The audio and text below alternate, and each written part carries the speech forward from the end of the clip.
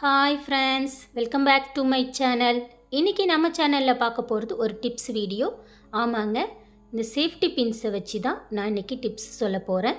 இந்த வீடியோ உங்களுக்கு ரொம்பவே உபயோகமாக இருக்கும். கண்டிப்பாக மிஸ் பண்ணாமல் பாருங்கள். இப்போ தான் என்னோடய சேனல் முதல் முறையாக பார்க்குறீங்கன்னா சப்ஸ்கிரைப் பண்ண மறந்துடாதீங்க. கூடவே பெல் சிம்பிளையும் ப்ரெஸ் பண்ணிக்கோங்க. அப்போ தான் என்னோடய அடுத்தடுத்த வீடியோ உங்களுக்கு நோட்டிஃபிகேஷனில் கிடைக்கும். இப்போ வாங்க வீடியோக்குள்ளே போயிடலாம். ஃபர்ஸ்ட் டிப்ஸ் என்னன்னு பார்த்தீங்கன்னா, இந்த மாதிரி நம்ம வீட்டில் நிறைய குட்டி குட்டி கீஸ் இருக்கும். இதுக்கெல்லாம் நம்ம தனித்தனி கீ செயின் போடாமல் இது மாதிரி ஒரு பாக்ஸில் போட்டு ஸ்டோர் பண்ணி வச்சுருவோம் எப்பயும். அந்த மாதிரி தனித்தனியாக இருக்கிறது மிஸ் ஆகாமல் இருக்கிறதுக்கு இந்த மாதிரி ஒரு சேஃப்டி பின் எடுத்துக்கோங்க. கொஞ்சம் பெரிய சைஸாகவே எடுத்துக்கோங்க. ஸ்ட்ராங்காக இருந்தால் தான் நமக்கு உபயோகமாக இருக்கும். இதில் இந்த கீ எல்லாத்தையும் கோத்துட்டு ஃபிக்ஸ் பண்ணி மாட்டி வச்சிட்டிங்க அப்படின்னா உங்களுக்கு எடுத்து உபயோகப்படுத்த ஈஸியாக இருக்கும். கீயும் எங்கேயும் தொலைஞ்சு போகாது, மிஸ் ஆகாது. நம்ம தேட வேண்டிய அவசியமும் இருக்காது. ஸோ எல்லாமும் ஒரே கீழே இருக்கிறதுனால, ஒரே செயினில் இருக்கிறதுனால நமக்கு ஈஸியாக இருக்கும் உபயோகப்படுத்த. இப்போ அடுத்த டிப்ஸு, பேகு பார்த்திங்கன்னா இந்த மாதிரி ஜிப்பு இழுக்கிற போர்ஷனில் அந்த டேகு விட்டு போயிருக்கும். ஸோ அதனால் இந்த மாதிரி ஹேண்டில் பண்ண கஷ்டமாக இருக்கும்.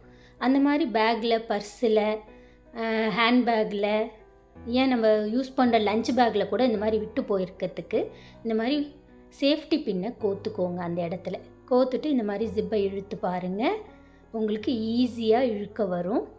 இது பாருங்கள், இந்த போர்ஷன்லேயும் அந்த மேல் இது இழுக்கிற போர்ஷன் வந்து விட்டு போயிடுச்சு. அதுலேயும் இந்த மாதிரி சேஃப்டி பின்ஸு குத்திக்கிறேன். இந்த மாதிரி யூஸ் பண்ணக்குள்ளே ஈஸியாக இருக்கும் உங்களுக்கு ஜிப்பு ஹேண்டில் பண்ணுறது. இப்போ அடுத்த டிப்ஸுக்கு போயிடலாம். நம்ம சாரியில் பின் பண்ணுவோம் யூஷுவலாக. அந்த மாதிரி பின் பண்ணுறப்ப என்ன ஆகும்னா, ஒரு பெரிய ட்ராபேக் என்னென்னா, அந்த சர்க்கிள் போர்ஷன் இருக்கு இல்லையா, அடியில் அந்த ரவுண்டு போர்ஷன், அந்த இடத்துல போய் அந்த துணி வந்து சிக்கிக்கும் அப்பப்போ.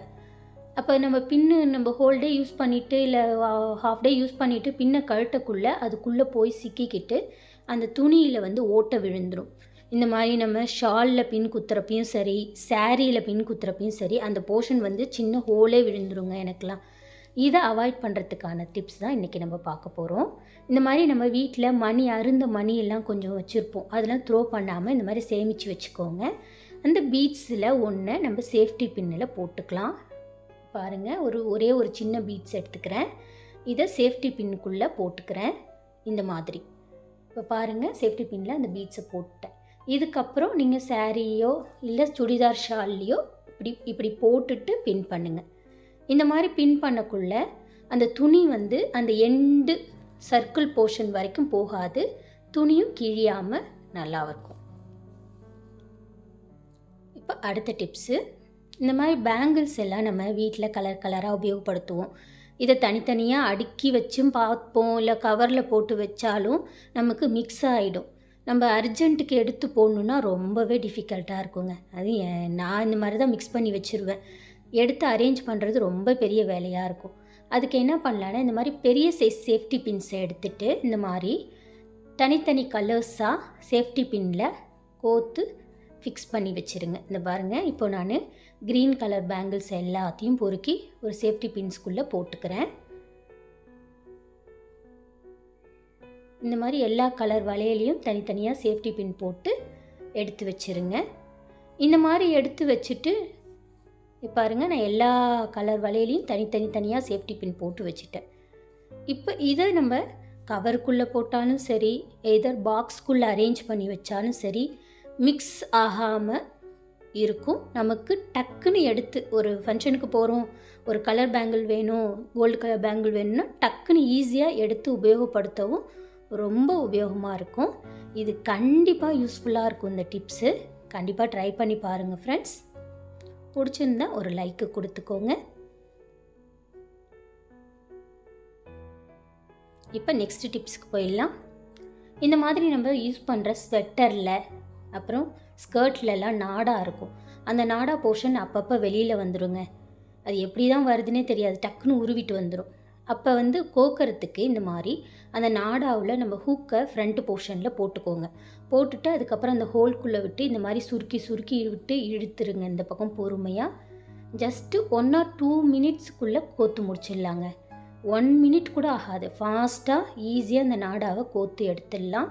இந்த மாதிரி சேஃப்டி பின் வச்சு நாடா வந்து கோக்கிறது ஏற்கனவே உங்களுக்கு தெரிஞ்சிருக்கும் நிறைய பேருக்கு. தெரியாதவங்களுக்கு இந்த டிப்ஸு உபயோகமாக இருக்கும்னு நினைக்கிறேன். கண்டிப்பாக ட்ரை பண்ணி பாருங்கள். இது ரொம்பவே ஈஸியான ஒரு டிப்ஸாக இருக்கும். மற்ற மெத்தட்லாம் ட்ரை பண்ணுறதை விட இந்த மாதிரி பின்னில் கோத்துட்டு நாடாவை உள்ளே விட்டு எடுத்திங்கன்னா ஈஸியாக நாடாவை கோத்து எடுத்துடலாம்.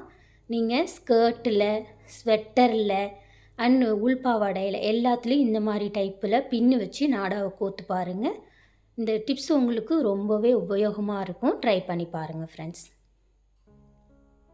பாருங்கள், இப்போ நாடாவை கோத்து முடிச்சிட்டேன். ஈஸியாகவும் இருந்துச்சு. இப்போ அடுத்த டிப்ஸு, இந்த மாதிரி பேகு, ஹேண்ட்பேக்லாம் உபயோகப்படுத்தக்குள்ளே பார்த்தீங்கன்னா சின்ன சைஸ் பேக் தான், ஜஸ்ட்டு பர்ஸு, மணி மட்டும் இல்லை கார்ட்ஸ் அது மாதிரி தான் நான் வச்சுப்பேன்.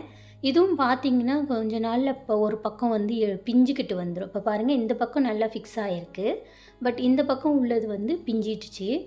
ஸோ இதனால் நல்லா இருக்கிற பர்ஸை எப்படி தூக்கி போட மனசே வரலைங்க. அப்போ இந்த மாதிரி ஒரு சேஃப்டி பின்னை தான் நான் குத்திக்கிட்டேன். இந்த மாதிரி ஒரு சேஃப்டி பின்னை அதில் பின் பண்ணிவிடுங்க. இப்போ இந்த செயினோட இன்னொரு எட்ஜை இந்த சேஃப்டி பின்னுக்குள்ளே போட்டுக்கோங்க. இந்த மாதிரி ஃபிக்ஸ் பண்ணிவிட்டு இப்போ உபயோகப்படுத்தி பாருங்கள். நார்மலாக யூஸ்வலாக நீங்கள் இது பிஞ்சு போன பேகு அப்படின்னு யாரும் சொல்லவே மாட்டாங்க. அந்த ஹூக்கும் வந்து அந்த செயினோடையே சேர்ந்த மாதிரி இருக்கும்.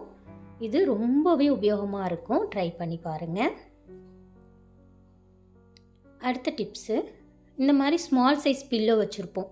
இதுக்கு கவர் கொண்டு வரது ரொம்ப கஷ்டங்க. எல்லா பில்லோவும் மேக்ஸிமம் அந்த பெரிய சைஸ் பில்லோக்கான கவராக தான் இருக்கும்.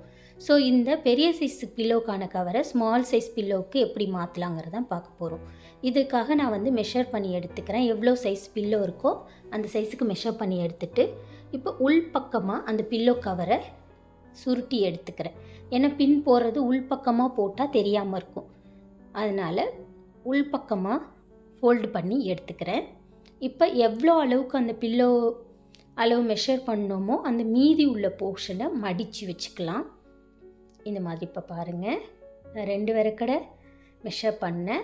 இப்போ அதை அப்படியே ஃபோல்டு பண்ணிக்கிறேன். ஃபோல்டு பண்ணிவிட்டு இப்போ இந்த இடத்துல ஒரு சேஃப்டி பின் போட்டுக்கிறேன். அதே மாதிரி இந்த எட்ஜிலையும் சேம் அளவு மெஷர் பண்ணி ஒரு சேஃப்டி பின் போட்டுக்கோங்க.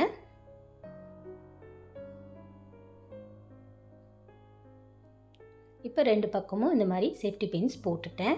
இப்போ ஸ்கொயர் ஷேப்பில் வந்துடுச்சா. இப்போ இதை பேக் சைடாக இருந்ததை ஃப்ரண்ட் சைடாக திருப்பி விட்டுக்கோங்க. இப்போது நம்ம பெரிய சைஸ் பில்லோ கவரு சூப்பராக இந்த ஸ்கொயர் ஷேப் பில்லோவுக்கு சூப்பராக ஃபிட் ஆகிடுச்சு. இது ரொம்பவே உபயோகமாக இருக்கும். ட்ரை பண்ணி பாருங்கள்.